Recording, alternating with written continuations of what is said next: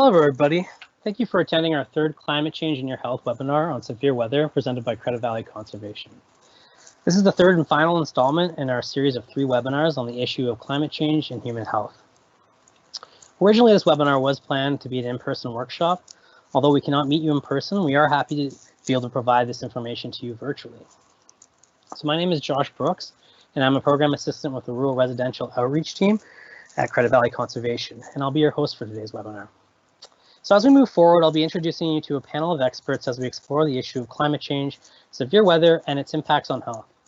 So please fill out the attendance form using the link provided in the question box. Without this, we do not have your email address, and we will not be able to provide you with follow-up after the webinar. We will be taking questions at the end of the webinar, so as we go, feel free to post them in the question and answer box. We may not be able to get to everyone's question, but we will follow up with you afterwards.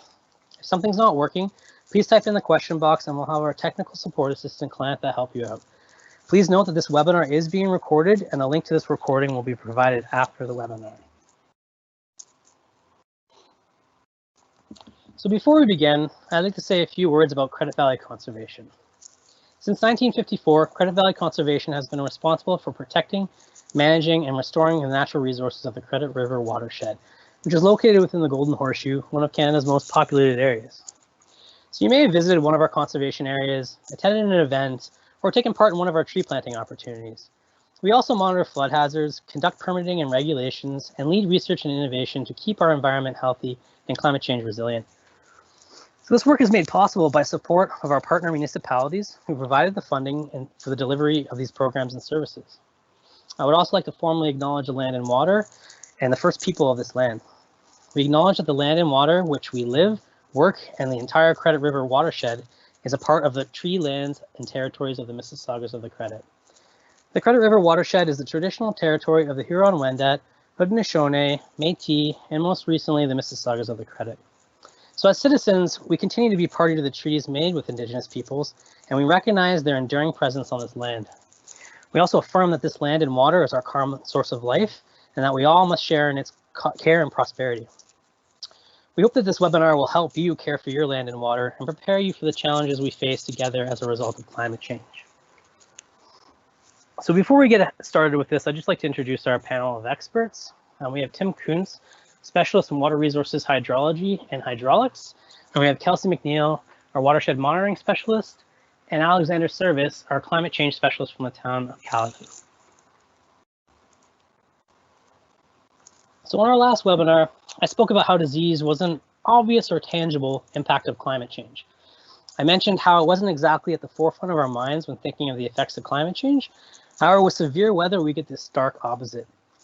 So we think of climate change, when we think of climate change, we think of unpredictable weather. We think of things like natural disasters, we think of floods, and we think of droughts. We're able to see the results and the actual damage before our eyes. We know who's been affected based on where they live, and we can see to what extent that they have been affected. Severe weather is defined as weather events that are exceptional in terms of frequency or impact. They can have outcomes that impact health through direct or indirect effects, including social and economic disruptions. So today I'd like to dive into some of the trends and impacts associated with climate change and severe weather in the Credit River watershed. So from there, we'll then take an even more focused look at the trends and impacts that are being seen and felt in the town of Caledon, and how they will impact human health and some of the actions you can do to protect your family, your property, and community. So an important question to ask before we move forward with this webinar would be, is there a difference between climate and weather?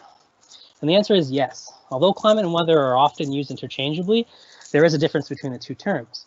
Weather basically refers to short-term changes in atmosphere, whereas climate describes what the weather is like over a long period of time in a specific area. And different areas have different climates. So now we have an understanding of the basic difference between climate and weather. We can move on to our first survey period. So for those of you who may not have registered, those who did were asked to participate in a survey consisting of 3 questions. So let's take a minute now and look at the results from our first question. I feel like severe weather is increasing because of climate change. So as we can see here, most of you do feel like this is the case. So let's take some time to see if the trends in the local watershed help explain why we maybe feel this way. So to help answer why, I'd like to now introduce our first expert speaker, Tim Kuntz. Now, Tim works with our real-time monitoring group and is involved in collecting climate data, which we use to monitor climate in the Credit River watershed. And he can tell us a little bit more about some of the climate trends we are seeing in the watershed that are associated with severe weather. Good, thanks for the introduction, Josh, and good evening, everyone.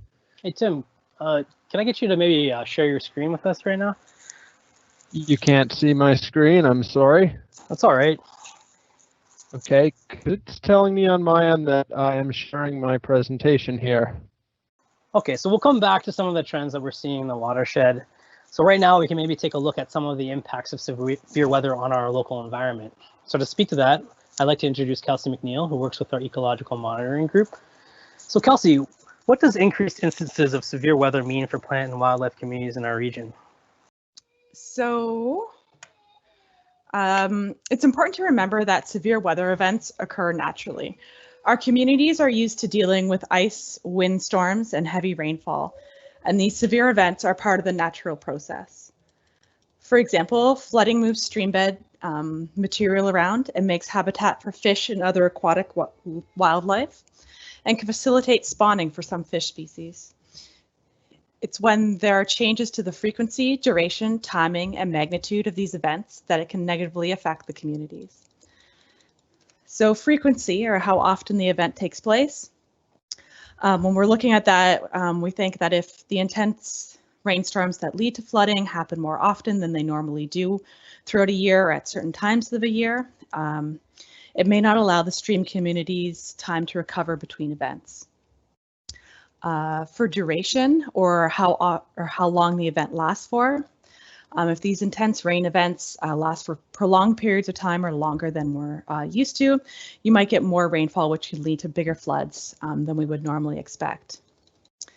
For timing, or when during the year these floods take place, if we start to have flooding events at times when we don't typically, so instead of in April, if we maybe start having flooding events in winter, our systems could be flushed with chloride from road salts.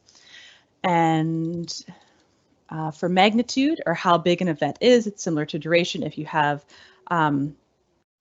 storms where you're getting increased rainfall or more than we normally do, then we could also lead to bigger floods than normally expected. So when these things start changing, that's when natural communities have to start adjusting. Under normal circumstances, our forests, wetlands, and streams possess some natural resiliency to weather some of these changes. But changes that humans have made to our landscape make it harder for these systems to cope. For instance, many streams have a reduced ability to deal with flooding because as land is developed, the area for water to infiltrate into the soil is reduced, resulting in more runoff into the stream, exacerbating the increased amount of rainfall. Application of nutrients and pesticides in agriculture means that when the flooding is occurring, it's more likely to carry contaminants in the water than under natural conditions. The fragmentation of forests, or the breaking up of our forest into smaller patches, increases the amount of edge, and increasing the number of trees that are exposed to high winds. And invasive species brought in by humans when there's opening in the canopies due to severe weather. Non-native species may outcompete our native species that would usually be taking advantage of that extra light. So changes to severe weather and human impacts combine to place this extra stress on our natural systems. So when we look at flooding, there are several impacts that it may have. So as I mentioned before, waters can be contaminated by nutrients and other pollutants, not only from agriculture, but also bypassed from wastewater treatment plants and industrial processes. Depending on the contamination, this can result in fish kills, algal blooms, or even just general low water quality. Providing pathways for, it can also provide pathways for invasive species. So for example, Asian carp colonized portions of the Mississippi River in a large part due to flooding of aquaculture ponds. And resultant post-flood habitat conditions can also provide competitive advantage to invasive or other non-native species. For example, a flood could cause a lot of erosion, opening up certain areas and causing sedimentation. This change in habitat could be better for more generalist species or could create warmer conditions which favor certain species. High winds and ice storms can also affect forest and wetlands in a variety of ways. For example, in December of 2013, the watershed was hit by a severe winter ice storm, which I'm sure you all remember, and it felled limbs and living and dead trees. As part of the Integrated Watershed Monitoring Program, we collect data on a variety of indicators in hardwood forests, including tree health, canopy cover, dead wood, regenerating stems, and ground cover. Our data showed a noticeable drop in canopy cover in 2014 after the ice storm. However, canopy cover, as noted here, canopy cover increased to the previous levels the following year. This highlights the ability of forests to be resilient to those events. We also saw an influx of regenerating stems following the storm. This extra light reaching the forest floors in areas where it was previously shaded allowed species like sugar maple to shoot up. However, invasive species also thrive in these conditions. So we need to watch for invasive species like garlic mustard and buckthorn, which are well suited to also move into these increased light conditions.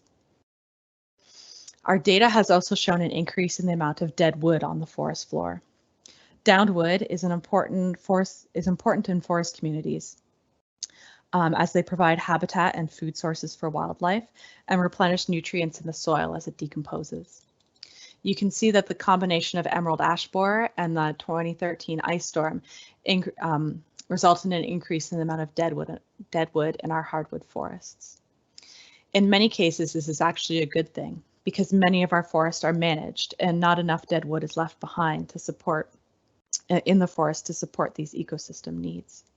However, if these events continue, too much dead wood could accumulate, which could interfere with ecosystem functions. This could also lead to fuel for wildfires during these potentially dry conditions.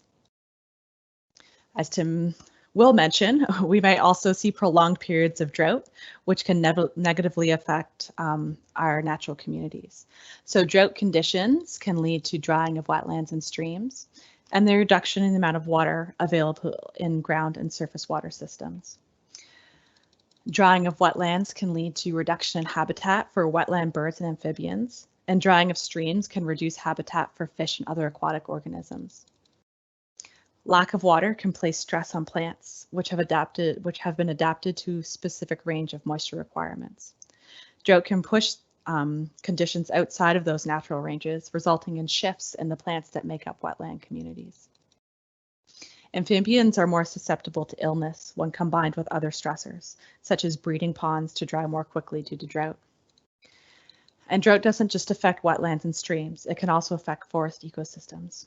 For instance, the redback salamander, which is a terrestrial salamander that lives in forests, lays its eggs on the moist forest floor and requires moisture to breathe through its skin. If conditions get too hot and dry, they may not have the moisture they require, not only for reproduction, but also to breathe. Also, if trees are stressed from a lack of water, they can be more susceptible to diseases. So those are some of the ways that severe weather can impact our natural ecosystems, and I'll pass it back to you now, Josh. All right, thanks for that, Kelsey. So as Kelsey has shown, severe weather associated with climate change isn't just our problem. Our wildlife and plants are also feeling the effects of this as well. So we'll get Tim to start speaking now, and hopefully we can get a good idea of the trends that we are seeing in our watershed. Okay, sorry about this, everyone. Okay, so let's work through this then. So again, just to very quickly backtrack, you know, the quote that I like regarding weather versus climate is from the American Meteorological Society. And now it's important to note that weather is very important for our day-to-day activities, things like flood forecasting and warning. And so here at CVC, we monitor weather conditions, and then those long-term observations can be used to analyze climate trends and changes. So I'd like to briefly introduce our current weather monitoring at CVC. So as part of our flood forecasting warning program, we're continuously monitoring river levels and river and weather conditions. So we're constantly looking at things like river level, stream flow, as well as a variety of climate parameters, including precipitation, air temperature, and wind. Now, all of that data is available in real time to the public, and it can be accessed at the link at the bottom of the page. Alternatively, from CVC's main web page, if you go to our flood status, which is located right in the center, there's a link to view water level and precipitation in real time, and that'll bring you to this page where you can access all that data. So many of those stations are relatively new. They've been installed within the past decade or so. However, in order to accurately detect climate trends and rule out year-to-year variability, what we really need is a long-term data record. So we've obtained this data from 2 Environment and Climate Change Canada stations located within or near our watershed. The first one is located at Pearson Airport in Mississauga, and the data record there begins in the 1930s. The second station, located in Orangeville, has a data record going back to 1950. So a trend analysis on this data was done by the Integrated Watershed Monitoring Program, and a few clear trends emerged from this. Regarding air temperature, we've seen a clear warming pattern throughout the watershed, and we've seen the greatest change in winter, where our average temperature has increased by about 2.5 degrees Celsius. Now, we've also seen a longer growing season as a result. Now, when we look at precipitation, overall, we've seen an increase in total rain throughout the year, and not surprisingly, in our warming winters, we've seen less snow. Now, I should point out that these trends are very consistent with what's been reported all across Canada. And when we look at extreme weather in more detail, we did not detect any trends in rainfall intensity or freezing rain. However, there may be another reason for that. These events, due to their highly localized nature, they're very difficult to monitor. And it's possible without a dense monitoring network that some of these events sort of might be falling through the cracks. And this is data from a thunderstorm that hit Orangeville in August of 2017. And you can see in the graph on the left that our rain gauge, located just outside of Island Lake, recorded 80 millimeters of rain in 2 hours, and most of that fell in 1 hour. So this was a very intense event that led to some local flooding throughout Orangeville. Now, just down the road in Alton, which is about 7 kilometers away, we only got about 20% of that rain, about 16 millimeters or so. And once you got down past Highway 24, which is only 12 kilometers away, we only had a slight drizzle. So that shows just how localized, how tough to capture these events it really can be. So hopefully with our enhanced monitoring network, if these events are increasing in the future, we will be able to detect them. Now, when you look at some of the predictions from the region of Peel on the right here, you can see that many of the trends that we've already observed are predicted to continue well into the coming decades. So we're expecting warmer temperatures, more extreme heat, a longer growing season. We're expecting more rainfall, and we're expecting more intense rain events. Now, there is a link between air temperature and precipitation. For every 1 degree Celsius increase in air temperature, the air is able to hold and then potentially release 7% more moisture. So that just adds more fuel to some of these thunderstorms that we're already seeing. Now, we're also predicting more extreme and unpredictable weather. So there's a couple specific things here that I'll mention. Although first I should point out that some of these predictions are less certain than most predictions for warming temperatures and more rain. So one involves drought. Now that may sound a little paradoxical considering that we're predicting more rain. However, as we expect more of this rain will fall in localized intense events, we may experience more widespread and prolonged periods of drought than we're accustomed to. Another potential change involves freezing rain. Now, although we didn't detect a trend, we started to see changes in the timing of these events. Traditionally, we tend to get freezing rain events on the shoulders of winter, so earlier in November, December, or in March. However, as our winters warm, we may start to see these events in the middle of winter. And finally, one thing I'll mention relates to the polar vortex. Now, sometimes when we get those extreme cold events, it can kind of, people sometimes question climate change at that, but it's important to realize that what's going on during those events is that due to Arctic warming, some of that extreme cold air is actually being pushed further south. So although it may feel cold here, that is still the result of climate change. So it's important to remember that climate change is a wide-scale pattern that occurs over a long period of time. And so again, I apologize for some of the technical difficulties I've had here, and I'll turn things back over to Josh. Thanks, Tim. So now that we have these trends and impacts, let's maybe step back a minute and see how this translates to a community level. So say in a town like Caledon. So to help give us that perspective, I'd like to pass it off to Alexandra Service, the climate change specialist for town of Caledon. Thank you for joining us, Ali. Can you maybe give us an idea of how Caledon is dealing with severe weather and some of the impacts that are expected, and maybe even some of the impacts that are already happening? Okay. All right. Well, thanks very much for having me. As Josh mentioned, I'm the climate change specialist for the town of Caledon. I'm with the Energy and Environment Division. So I really work on community climate change issues. So I'm just going to give a quick overview of climate projections specifically in Caledon, talk a bit about what are the impacts of a warming climate and what are the impacts specifically to rural residents, and then I'll discuss a couple Caledon programs that are relevant. So as we've seen, I think we can all acknowledge that we've already seen a lot of climate change events happening in Caledon. So, from the ice storm that was already mentioned in 2013 to windstorms, localized flooding, extreme heat. I believe it was 2018. We had a very cool, wet spring, followed by 2 months of basically no rain. So it was a real challenge for farmers that couldn't even plant their crops early enough and then didn't have enough rain later in the summer.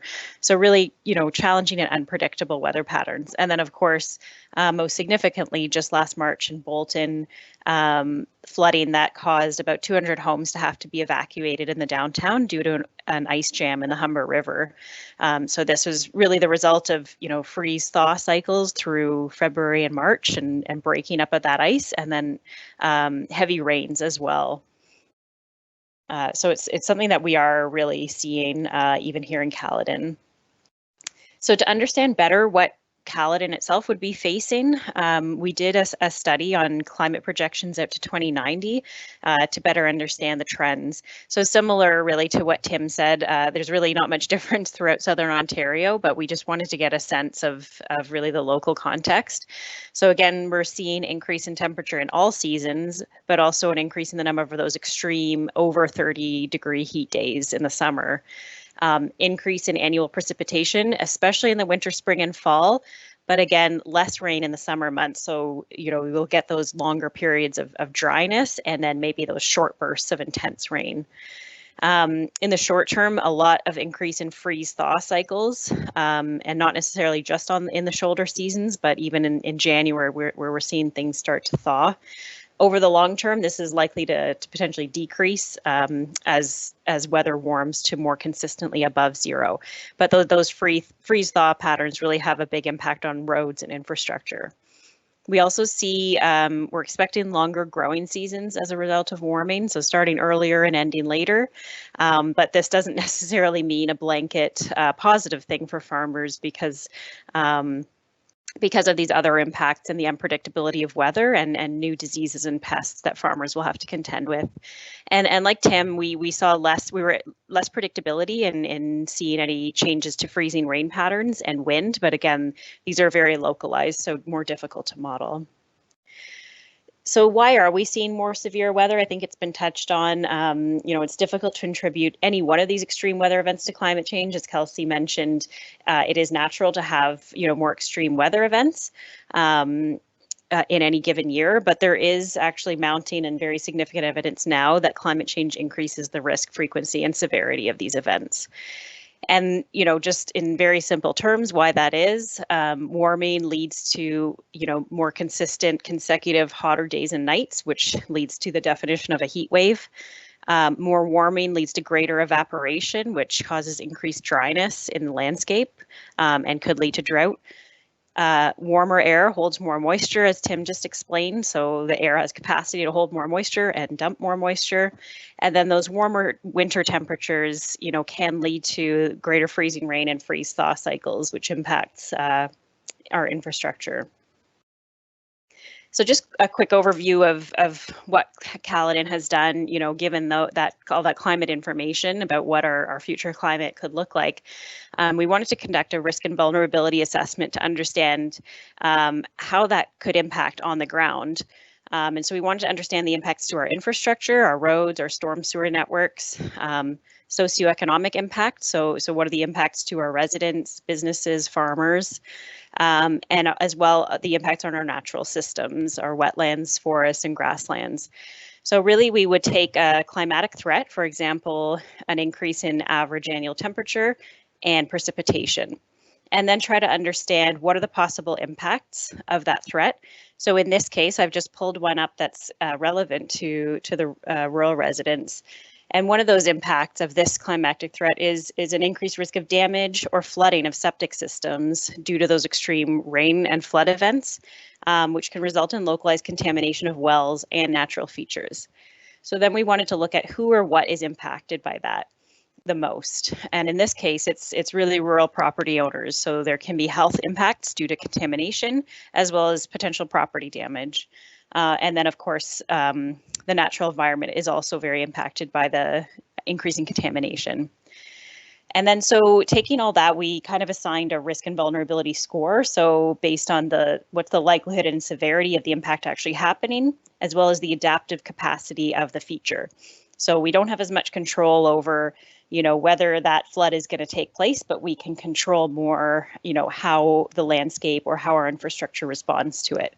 And so in this case, we saw that this impact really had a medium-high score. And within this assessment, we really took those kind of medium-high scores and prioritized them to start developing actions and look at what we can do to mitigate some of those impacts. So just going into some specific impacts to rural residents. So, flooding is the obvious example. I think we hear a lot more about it, I think, in urban areas, that overland flooding, especially in big cities where there's a lot of concrete and nowhere for the water to go. But flooding can be a significant issue in rural areas as well, particularly in terms of rivering and groundwater flooding. So rivering being when a river actually overflows its banks into the floodplain. And this is more of a challenge for older homes that might have been built in the floodplain before some of the planning rules changed. So that can obviously lead to water in the home, in the basement, and then groundwater flooding. And this is really just where the water table goes above the ground. So you get that ponding or pooling, and often that's in times where the ground is really saturated and wet, and then you get a big rain event and you get that kind of pooling like in the lower picture. And so this obviously can lead to basement flooding, property damage, water contamination. Particularly there's concern around groundwater flooding for those on well and septic.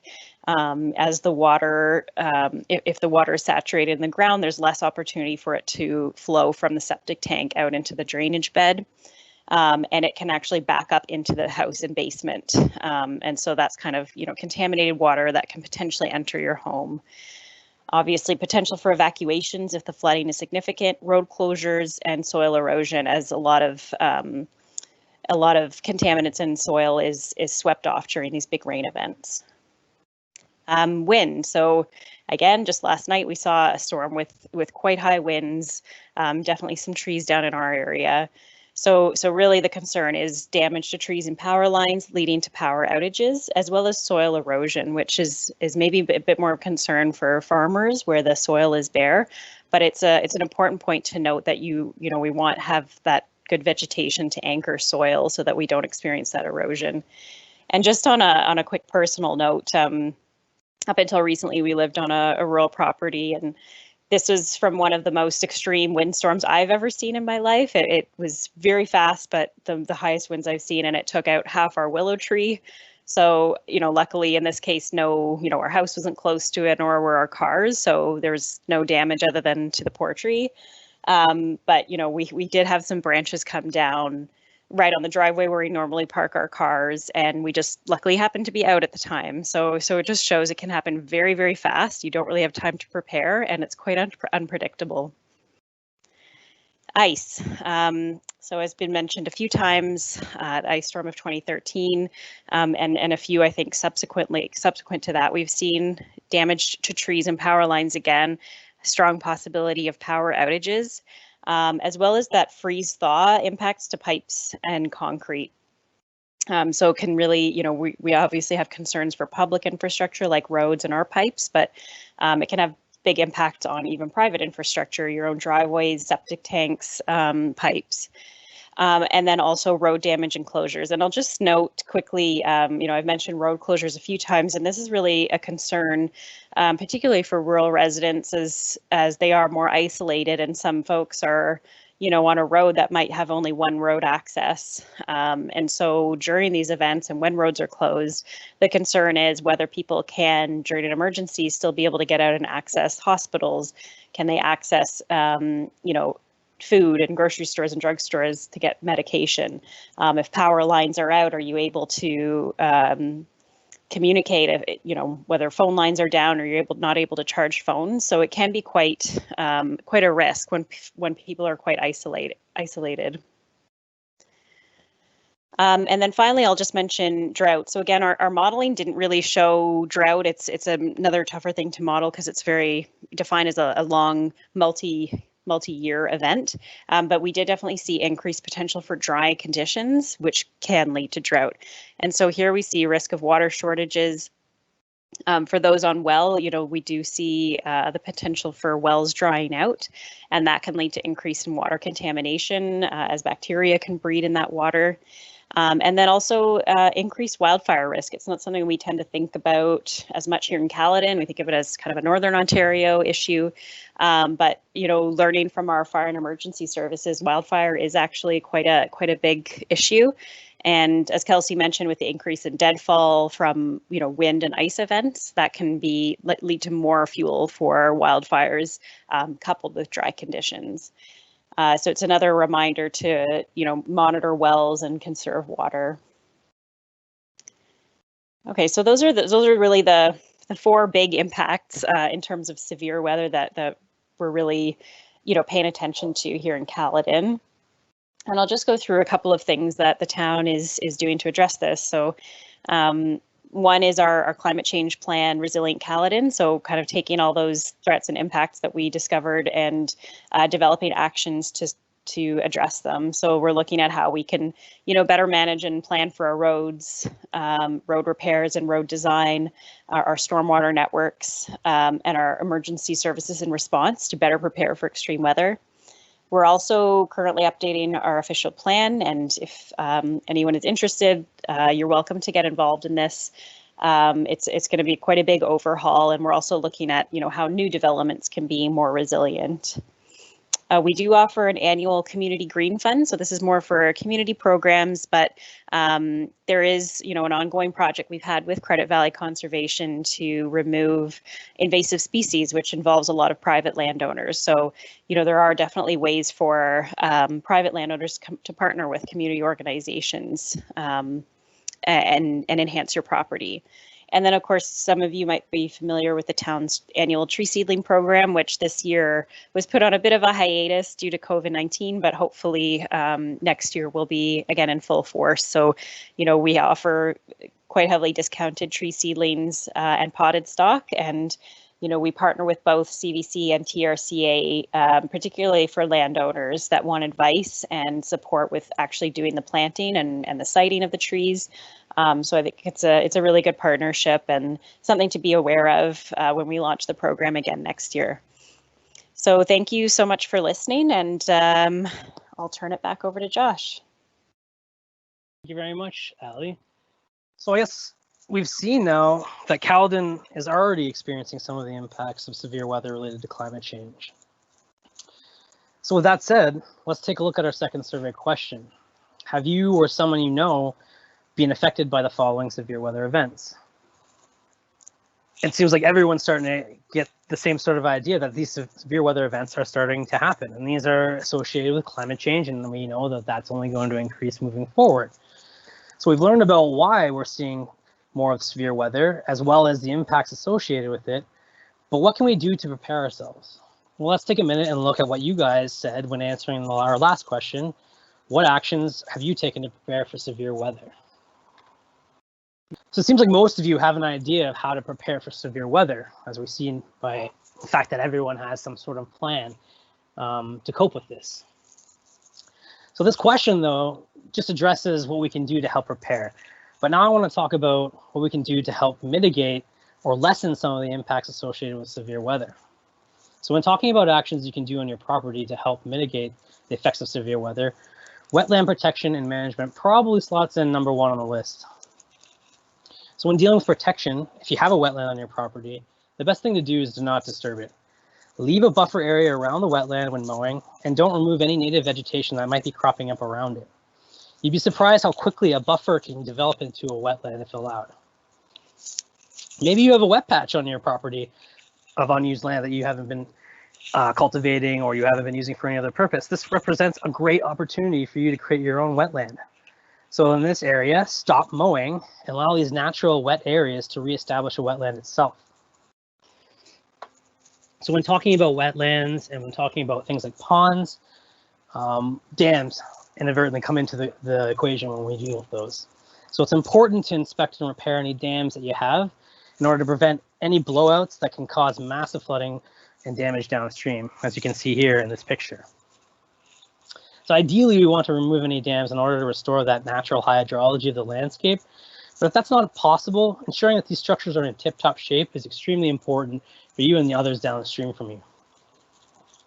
At the end of the day, wetlands represent one of the most important natural features in our fight against severe weather. So during extreme weather events, they absorb overland flow, reducing risk of flooding. They use this water then to recharge groundwater supplies, and this helps keep our streams and rivers flowing throughout periods of drought. Wetland vegetation also helps soil cohesion, as mentioned before, and it protects our land from erosion during these extreme events. So another important action you can take to help protect yourself from severe weather extremes is repairing planting. So if you have any water on your property, be it a wetland, a pond, or stream, repairing and planting can help reduce the risk of flooding on your property. This is basically vegetation that's been planted along the edge of water bodies to slow down overland flow of water during extreme events. So as mentioned in the previous slide, this buffer vegetation uses its roots to anchor the soil more, preventing soil erosion from these events. But repairing plantings aren't the only plantings to keep in mind. Some of you may have or are looking to create a plantation forest on your property. And if this is the case, your plantation forest and their management becomes even more essential in the face of climate change. So unmanaged plantations are at a higher risk of wildfires, which may increase with more instances of drought, as was mentioned with the extra fuel that is falling on the ground. And this is dry tinder that basically ignites very easily. Managing plantations will also increase your species diversity, which helps build the resiliency of your forest. So this affects your forest's ability to kind of recover from disturbances such as like high winds or wildfires. Higher diversity also means that if an event such as an ice storm or a pest outbreak damages one species, there are other species to help continue on that forest function. So for example, most plantations often start off with pine trees as their foundational trees. So what we do is when the time is right, we selectively remove certain trees to make room for more species. And is this reason why managing your plantations is important, because if a pest like something like white pine blister rust invades an unmanaged plantation, a good chunk, if not most of that forest will die, leaving with you with either no forest or a forest that's on its way out. So managing plantations also increases what we call a forest vertical structure. Those are basically the different levels of vegetation. So you have your trees maybe at the top, you've got maybe shrubs in the middle, and then maybe some ground cover. And this improves infiltration by having more plants that are accessing the roots to the ground. So water flows down from those into the ground. And it also adds to retention water retention because these plants all absorb water as well. And then overall, it also reduces the risk of overland flow and flooding. And this is, you can think of a simple situation. If you had a forest with only one type of tree that was maybe the same age and it just covered a canopy, once that raindrop comes through that canopy, it has nothing to hit on its way down to the ground. But if you have different levels of vegetation, it's bouncing off leaves, trickling down leaves, or maybe even just getting caught on leaves. So this gives your natural water bodies time to kind of process the water they're dealing with already and slows down that extra amount of water that will cause a flood. So periodic thinnings of your plantations also help to target smaller, weaker trees that are more susceptible to damage from weather events such as high winds or ice storms. But beyond that, thinning also improves the growth, health, and vigor of the trees left behind. So this makes them stronger and healthier in order to better cope with extreme weather events. And lastly, it's also important to consider trees that border your property and that are close to infrastructure and other features. So as Ali had mentioned, these trees might be at risk if they're weak or dead, and then they can have severe implications if they fall on a road or fall on someone's house or, anything like that. So invasive species are also something to deal with when we're talking about climate change and mitigating severe weather effects. Invasive species are opportunists. They like to take advantage of small openings in the landscape, and in times of stress, ecosystems become susceptible to things like invasive species. With increased instances of severe weather, this just means that there's more opportunity for them to creep into an ecosystem. So climate change has influenced our patterns of temperature and precipitation, which are directly tied to the survival of organisms and their ranges. If you couple that with increased natural disturbances, such as drought or flooding, you have a situation where an ecosystem is stressed from these hazards, but is also stressed from a change in their normal climate. So this is a perfect storm, and it represents an opportunity for invasive species to establish a foothold from which they're often easily able to expand from. So as a result, climate change and severe weather are becoming more and more of a reality, and therefore the need is there for vigilance when it comes to invasive species monitoring.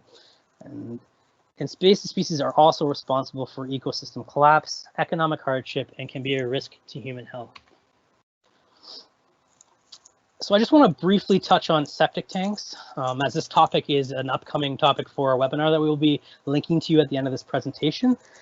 So if your property uses a septic tank, as most of you know, regular maintenance is important, not only to protect your septic tank, but also to ensure the natural environment isn't being negatively impacted.